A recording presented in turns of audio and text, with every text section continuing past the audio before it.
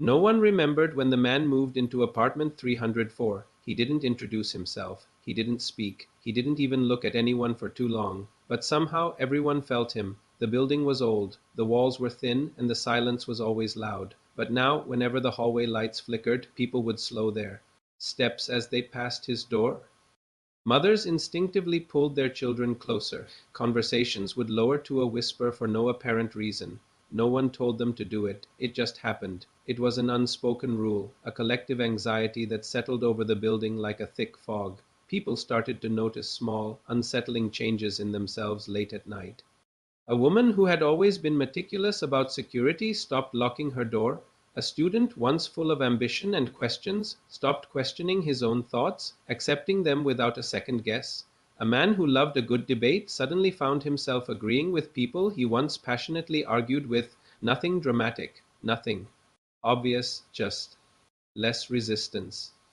A slow, quiet erosion of who they were. The man in 304 never left notes, he never sent messages, he never made any threats, he only listened, and somehow that was more than enough. The constant, silent presence began to eat away at them. People started doubting their own instincts, then they doubted their memories, and finally, they began to doubt their very sense of self. It was a subtle infection of the mind spreading through the silent halls of the old building. One day, a tenant, driven by a gnawing fear he couldn't name, finally gathered the courage to knock on the door of apartment 304. The sound echoed in the unnervingly quiet hallway. After a long, tense moment, the door creaked open. On its own, he pushed it gently and stepped inside. The apartment was completely empty. There was no furniture, no photos, no signs that anyone had ever lived there at all. Just bare walls and dusty floors, except for one thing. On the far wall, a single, large mirror was hung, and written beneath it, in faded black ink, were four simple words: "You were never alone."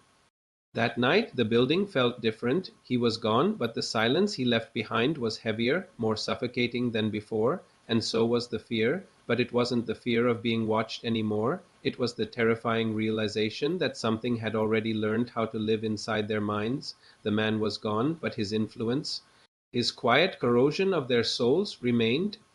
They were finally alone, but they had brought the monster in with them. Thanks for watching. If you enjoyed this story, don't forget to like, subscribe, and hit that notification bell for more chilling tales. See you next time.